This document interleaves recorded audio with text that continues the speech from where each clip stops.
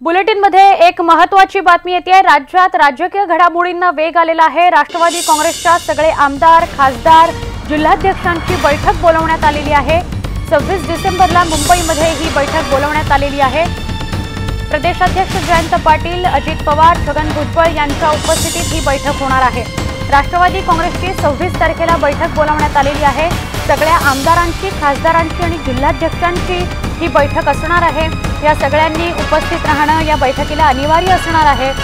26 तारखेला ही बैठक बोलावण्यात आलेली आहे। त्यामुळे लोकसभा निवडणुकीच्या पार्श्वभूमीवर मुंबईमध्ये राजकीय घडामोडींना वेग आलेला पाहायला मिळतोय। सगळे पक्ष सक्रिय झालेले पाहायला मिळतात।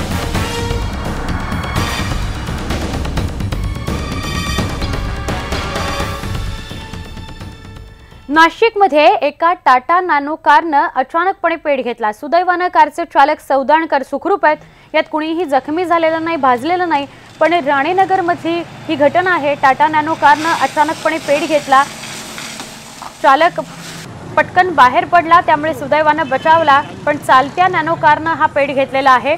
सौदाणकर या कारचे मालक जे खाली उतरले गाडीतून, त्यामुळे ते बचावलेले आहेत। कुणीही जखमी झालेलं नाही, मात्र गाडी पूर्णपणे जळून खाक झालेली आहे। नाशिकच्या राणेनगरमधली ही घटना आहे। वारंवार आपण बघतोय गाड्यांमध्ये अचानकपणे आग लागते आहे। अचानकपणे धावती गाडी पेट घेते आहे।